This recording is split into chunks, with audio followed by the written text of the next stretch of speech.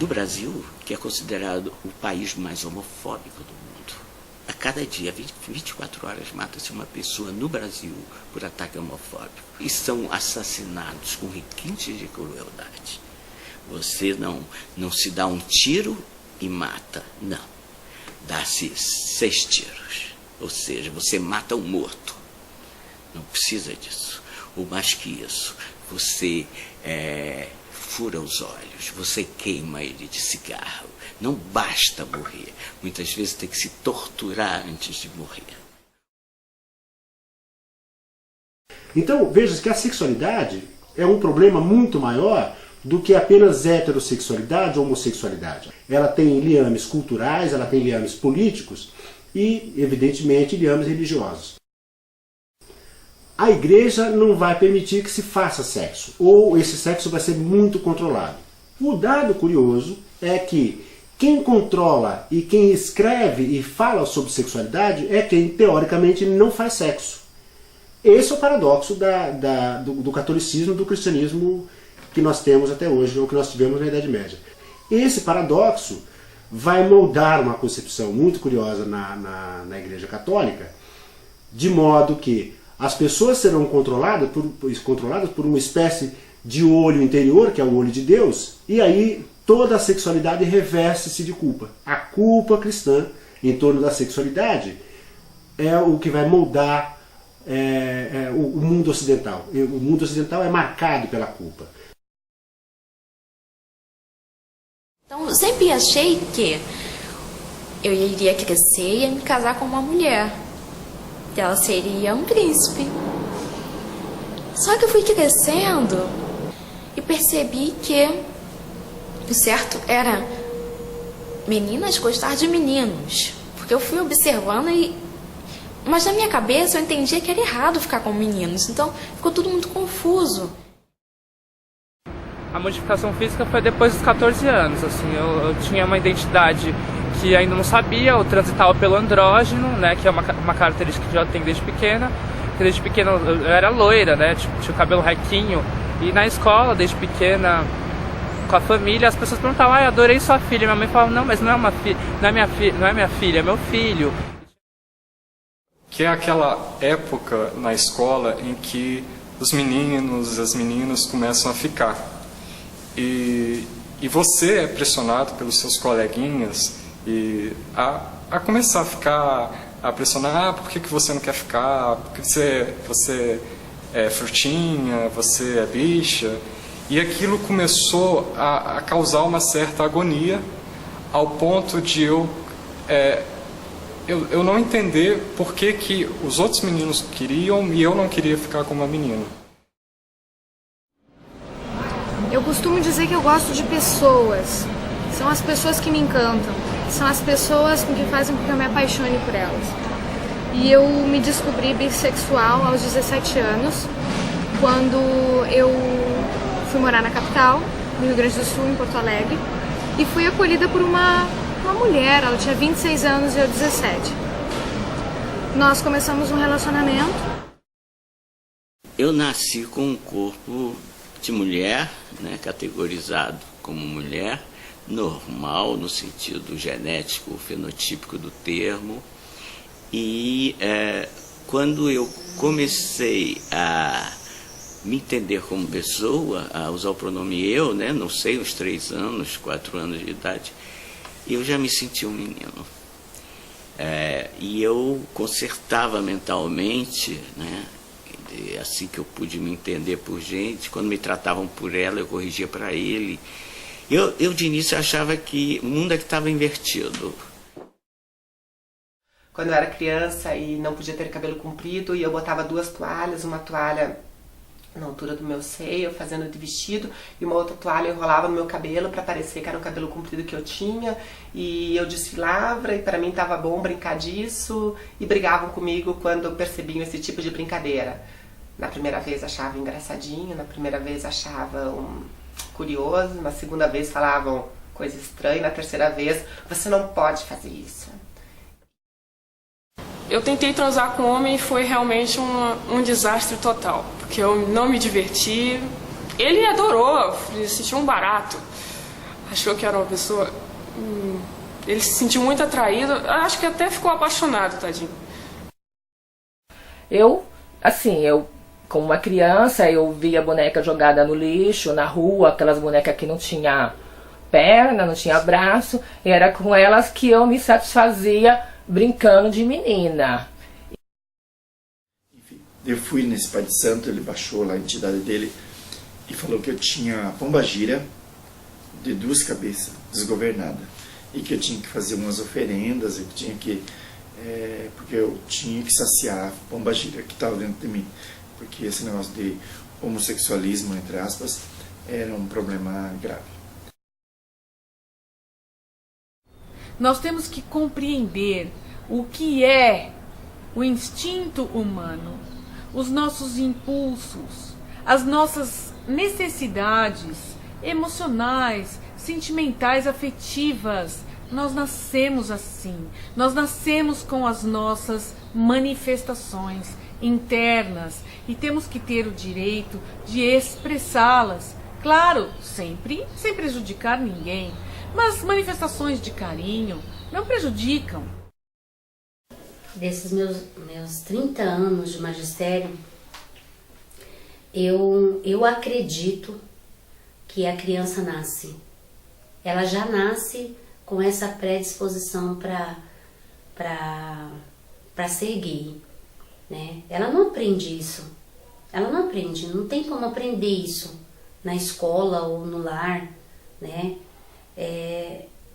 Ela já nasce com essa sensibilidade. Isso aí é a divisão padrão, né, dentro das normas internacionais da Associação Americana Psiquiátrica, por exemplo, que faz essa distinção entre transexuais, travestis, transgênero. É muito T. Para mim seria tudo transgênero, porque transcende o gênero. Primeiramente, eu acho que a pessoa não se torna uma travesti. A pessoa é uma travesti. Desde que eu me conheço por gente, eu me identifico como uma mulher travesti. Se você quiser ser viado, seja, mas não seja travesti, sabe? Coisas desse tipo, assim. Eu sei que a transgeneridade é um tabu à parte, né? Se a homossexualidade é um tabu, a transgeneridade é um tabu à parte, até para a própria comunidade gay. Então a gente vai sair um pouco daquele binarismo, né? Ou é homem ou é mulher. Não, tem um grande contínuo aqui dentro. Ou é assexual, ou é sexual, ou é homossexual, ou é heterossexual. Ou seja, as coisas não são tão claras assim, polarizadas. Existe um contínuo aqui no meio em que tudo é possível. Sexo pode ser paixão, sexo pode ser poder, sexo pode ser status, sexo pode ser luxúria, sexo pode ser carinho, sexo pode ser intimidade. Antes de você nascer, você já é posto numa caixa, né? Quando a sua mãe vê na ultrassonografia o seu sexo, já escolhe o seu nome, já escolhe as cores do seu enxoval, já escolhe os brinquedos que você tem que brincar. E aí, quando você não se coaduna com essa caixa pronta que a sociedade criou, né, de sexo, gênero, né, enfim, há alguma diferença, você não aceita por algum motivo, você é considerado um marginal, um anormal, porque a sociedade, a nossa cultura, né, ela tem todo um arcabouço judaico-cristão, enfim, de 2000 anos, e onde aqui impera o patriarcado, o heterossexualismo é que é o normal, e no momento em que você cria essa hierarquia entre normal e anormal, é evidente que o anormal tem sempre um inferior, né? E é esse binarismo que é uma coisa que eu discuto muito, que eu sou contra, porque eu acho que a sexualidade é um contínuo quase infinito. Nós não temos uma sexualidade, nós temos uma pluralidade de sexualidade. Durante muito tempo no Brasil e em diversas partes do mundo ocidental, os homossexuais foram representados e ainda são de maneira muito pejorativa. Representados como subalternos, Os homossexuais foram representados como criminosos, ou como marginais, ou como doentes, ou como pecadores. E essa representação que começa na própria língua, né, na língua de cada um desses países, estamos falando do Brasil, no nosso caso, na nossa língua portuguesa, essa representação que começa na língua, mas passa pela fotografia, passa pelo cinema, passa pela pintura, passa pela publicidade, essa representação negativa faz com que nós, homossexuais, introjetemos um sentimento de si negativo, né? Faz com que a gente experimente nosso desejo, quando ele começa a aflorar, nossos afetos, de maneira negativa. Faz com que a gente sinta vergonha disso. Então, paralelo a toda essa repressão, toda essa descoberta, toda essa não adaptação que eu passei, eu ainda tinha um lado religioso que dizia que eu era suja, maldita, que eu não estava incluída e que era tida como coisa do demo, do caramunhão, do coisa ruim. Da onde vinha isso? Eu ficava meio que sem saber o que fazer, como falar isso com os outros. Eu já percebia pelos próprios termos que eu ouvia, viadinho, bichinha, boiola, capitão gay, essas coisas. Eu já ouvia Rapaz Alegre, do Didi, lá nos Trapalhões. Eu já via que tinha uma certa repressão, uma certa reprovação, uma certa discriminação da pessoa que tinha esse tipo de apelido. E eu não queria me associar a esse tipo de apelido. Então, eu acho que os corpos são manipulados também de uma forma tecnológica, viram lugares de, como eu chamo, de biopoder, né? Quer dizer, o poder político, né, social, manipula a sexualidade da forma que lhe convém. No caso, você tem que ser obrigado a ser homem ou a ser mulher. Se você não ficar no meio ou querer ser os dois, não é possível, você não vai ter visibilidade, você é um fake, você é um energúmeno. Então, isso se torna mais evidente no caso das drag queens, por exemplo, né, onde elas exatamente denunciam essa hipocrisia, né, porque são homens, corpos de homem, com corpos de homem, mas que se vestem e que se assumem como mulheres. Não há nada detrimental ao organismo de um homem ou de uma mulher, o fato de que esse organismo tem uma base genética que o faz ser propenso a ter atração sexual por outras pessoas do mesmo sexo. Então, se tem alguém que é doente nessa história, quando a gente vai investigar os homossexuais, né, os bissexuais, os travestis, gays e lésbicas, eu acho que é doente a sociedade. Depois de 5 anos, eu percebi que quem estava errado não era eu, era a sociedade, era o preconceito, e daí me assumi gay. Acho que também por isso a gente pode entender como depois de 2011, depois desse julgamento, infelizmente, o que a gente nota, até pelos noticiários, é um aumento desse tipo de violência nas ruas, inclusive até com certas agressões físicas que a gente não via com tanta frequência, tão aberta e tão claramente. A pessoa que é homofóbica, né, ela está enxergando o homossexual como um traidor ou uma traidora, né? Alguém que deu vazão para uma série de desejos, né? E que muita gente sente que não, isso eu tenho que reprimir. Se eu tenho um desejo, uma fantasia de, sei lá, transar com alguém do mesmo sexo, eu tenho que reprimir.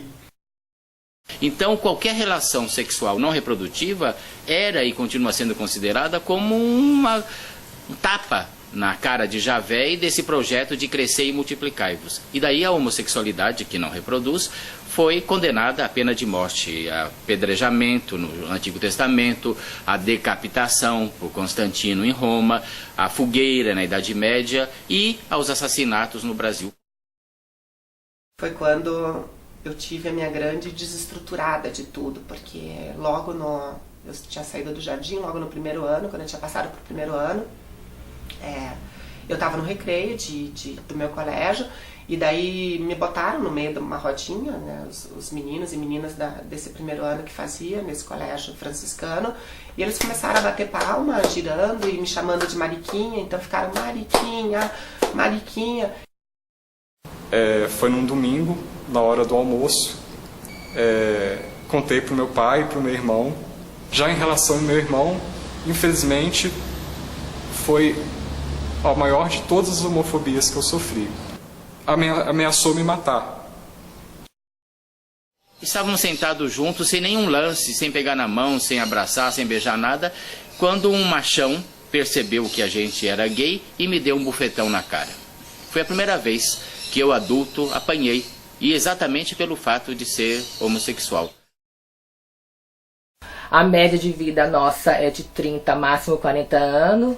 A maioria morre por vítima de transfobia, assassinada ou por DSTs.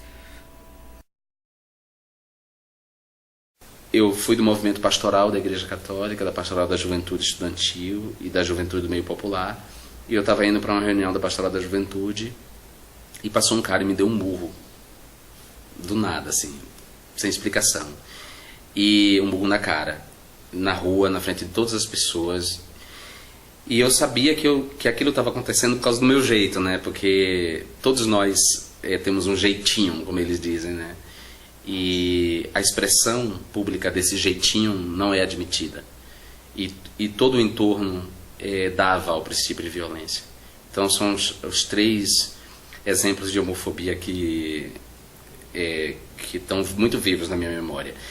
E isso deixou claro para mim que o mundo me era hostil e que eu precisava mudar esse mundo, né? E mudar esse mundo não só devolvendo a esse mundo amor e não ressentimento, mas também com luta política. Talvez por isso eu tenha me tornado ativista do movimento, tenha me tornado jornalista, tenha me tornado professor e hoje político, porque são todos meios de tentar mudar o mundo. Que tem gente que às vezes até consegue deturpar as pesquisas, as pessoas LGBT usam mais drogas, né, ou consomem mais álcool. Tá, mas não é que elas são LGBT, elas consomem mais exatamente como uma escapatória, uma rota de fuga. Então lutar contra a homofobia também passa por essas outras questões. A homossexualidade não é doença, é um comportamento sexual diferenciado, mas não pode, de forma alguma, ser considerada uma patologia, uma doença.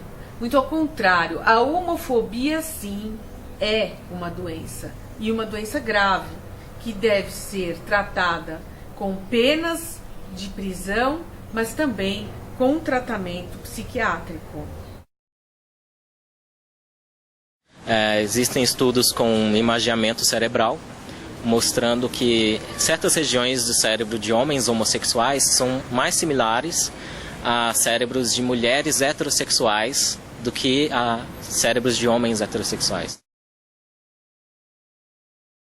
A questão da AIDS foi uma coisa demolidora. O que tinha sobrado dos movimentos, dos grupos homossexuais, foi absolutamente massacrado pela chegada da AIDS. E uma das conclusões mais assustadoras para mim, que já fazia severas críticas ao uso de cooptação que o PT vinha fazendo em relação aos movimentos sociais e particularmente ao movimento de direitos homossexuais, não é? Quando o PT tomou o Somos, eu fiquei pasmo quando vi que uma das conclusões desse congresso era: não aceitamos a nova Constituição porque é uma Constituição burguesa. Essa era a posição do PT. Portanto, não houve nenhum esforço para lutar pelos direitos homossexuais, porque essa Constituição não interessava a esquerda brasileira mais típica do período, que era representada pelo PT. Os cristãos, infelizmente, já usaram esse livro para matar, para excluir, para escravizar. Agora o que a gente vê também é o fortalecimento e uma maior presença de um pensamento impregnado de conservadorismo e de religiosidade que começa a permear as próprias políticas públicas, né? Eu acho que o Brasil passa por um triste momento de enfraquecimento da laicidade do Estado. Precisamos situar a atuação desses deputados na própria história dessas igrejas, porque esses deputados são pessoas eleitas, mas que vão lá para defender não os interesses da população em geral, nem para defender os princípios da Constituição cidadã. Eles vão lá para defender os interesses das suas igrejas e para defender os seus dogmas. Não por outro motivo, esses pastores todos estão invocando perseguição política. Mas a verdade é que não é uma questão de religião, não é uma questão de fé, é uma questão de posição política. Reacionários, são reacionários, são fascistas, são gente conservadora, de direita e tal e tudo. E como tal eles devem ser combatidos, não como gente religiosa.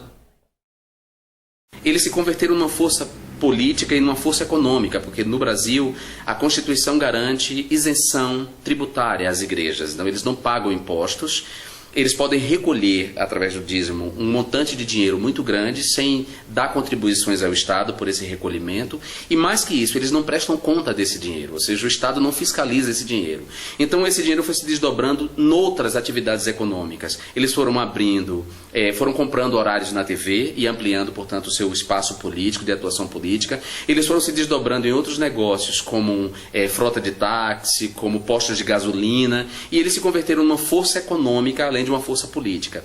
E toda essa força política e econômica vem sendo utilizada hoje no Brasil para esmagar e para tirar a cidadania de homossexuais. Eu acho que quando um skinhead dá porrada e mata, um grupo de skinheads mata um homossexual, nós podemos olhar para o outro lado e ver lá no outro lado o movimento sendo deflagrado pelos religiosos. Porque o que tem se passado no Brasil é isso, o assalto ao Estado laico de um ramo do cristianismo que nós chamamos de cristãos fundamentalistas. Eles têm vencido, eles têm crescido com suas falácias, eles têm um projeto de poder, e este projeto de poder não vai atingir somente gays, não. Vai atingir todos aqueles que não rezarem pelas suas cartilhas.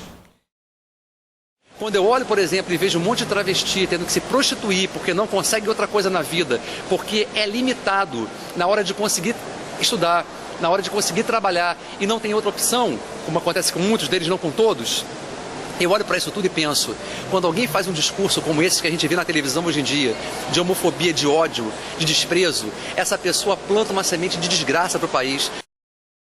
Eles têm dois caminhos para convencer, para conquistar os corações e as mentes. A demonização da homossexualidade, que é uma coisa histórica, que remonta às raízes da cultura judaico-cristã e, portanto, já aceita como natural esse tipo de opressão e esses preconceitos. E o outro é a demonização das religiões de matriz africana, das religiões minoritárias, que também goza de uma naturalização, porque a demonização das religiões de matriz africana remonta ao racismo praticado largamente aqui desde a época que os negros foram escravizados. Então são os dois caminhos que eles têm para conquistar corações e mentes. E conquistar corações e mentes significa conquistar o bolso dos corações e das mentes. E há questões muito sérias que afetam várias questões educacionais também. Ou seja, há questões de agressão física, esse tipo de angústia pode levar, inclusive, seja a evasão escolar, abandono da escola, se fechar, se separar, não querer conviver com outras pessoas, se fechar em guetos, em grupos, por exemplo, garotos que se fecham em grupos de meninas, enfim, uma série de questões para proteção. O menino já tem seus 13 anos de idade e é um gay. Ele entrou no banheiro das meninas para jogar apenas o ovo na cabeça da amiga, né? E o funcionário, já sabendo, né, porque lida com ele há muito tempo, mas usou da infeliz frase, né? Sei que você é gay, né? Agora, se você quer ser mulherzinha mesmo, corta isso que você não usa pra nada, né? Que você só usa de enfeite. Então, a escola não garantir que os gays afeminados, as lésbicas que sejam masculinizadas e travestis e transexuais estudem, tirem boas notas, né, e sigam uma carreira, né, profissional acadêmica, a gente não vai acabar com a discriminação enquanto isso não for uma realidade no Brasil. Que a gente fala muito em democracia, em cidadania, direitos humanos na escola. Então, por que não acolher o outro? Quando eu digo acolher, é respeitar, é entender, é ouvir. Então você não precisa compreender de fato, você não precisa, mas no mínimo respeitar e entender o outro. Foi quando a Berenice usou pela primeira vez, né, o termo homoafetividade, heteroafetividade, para destacar que a união entre pessoas do mesmo sexo é motivada pelo mesmo afeto, pelo mesmo sentimento de amor sublime que motiva as uniões entre pessoas de sexos opostos. Na empresa onde eu trabalhava, antes de eles liberarem o casamento entre pessoas do mesmo sexo, a empresa já teve a iniciativa de colocar o meu companheiro como dependente em todos os planos de saúde e odontológico, em todos os benefícios. E isso foi muito importante para a gente, mas hoje já é obrigatório por lei. As empresas, algumas tentam não passar todos os direitos, mas agora elas já são obrigadas. O casamento é importante para a gente, porque além de dividir uma vida juntos, a gente também divide responsabilidades e muitas alegrias. Foi muito importante para mim fazer esse casamento, porque assim eu estou mais próximo da pessoa que eu amo. E outra coisa muito legal que aconteceu na minha vida atualmente foi que a homofobia internalizada que eu tinha por causa da minha igreja antiga, eu me libertei tendo me convertido para uma igreja cristã inclusiva. Porque a gente não está nem querendo poder, nem querendo que todo mundo vire gay, nem querendo que... O terror da direita é esse, né? Uma ditadura gay. Não é o que queremos, a gente quer reconhecimento de direitos. Isso deve ser uma aspiração não só da população gay, LGBT, tem que ser uma aspiração de todo mundo. Ou não vai ser. Ou não se vai conseguir. Acho eu. Então eu também diria, isso é importante, que não é uma questão de direitos de minorias. Às vezes as pessoas pensam, não, direitos da população LGBT, direitos de minorias sexuais. Me parece que não é por aí a melhor forma de compreender e de levar adiante essa agenda. Porque esses direitos, na verdade, são direitos de todos, não são direitos de minorias. Liberdade, igualdade, ser tratado com respeito e dignidade, liberdade de associação, de arte, de pesquisa, de manifestação, são direitos de todos, não dependem de sexualidade, não dependem de origem, não dependem de raça, não dependem de cor. Então não são direitos de minorias, são sim os direitos de todos que nós vamos buscar levar a sério no campo da sexualidade. Aí nós vamos falar numa liberdade sexual, numa igualdade sexual, numa proibição de discriminação por motivo de sexo, até numa cidadania sexual, como se diz.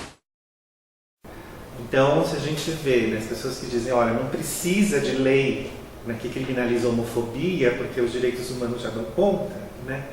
E aí você se depara com determinada obra, com determinada peça de teatro ou filme, ou o que quer que seja, né, que faz com que você se coloque no lugar desse outro, né? E aí você vai perceber que sim, que há necessidade de criação de uma lei de combate à homofobia. Essa urgência de ter voz, né, da gente se fazer ouvir, porque até então a imagem que a sociedade tinha dos homossexuais era do estereótipo, né? Os homossexuais, mas aquela caricatura fútil, que não se preocupa com nada, que não dá importância para a família, que não entende de política, que não está nem aí com as coisas sérias que acontecem na sociedade. Então, quando o movimento LGBT vai para a rua, ele é, de uma certa forma, uma micro-revolução. Qualquer pessoa que se sinta discriminada, que se sinta violentada nos seus direitos, deve se organizar. Eu acho que ninguém liberta ninguém, ninguém se liberta sozinho, a gente se liberta em grupo e com ações concretas. Porque para mim sempre foi muito importante essa ideia de que as ideias, elas não existem pairando no ar, ela precisa de pessoas que as defendam. E num determinado momento eu me toquei que havia necessidade no Brasil de pessoas que defendessem os direitos da população LGBT.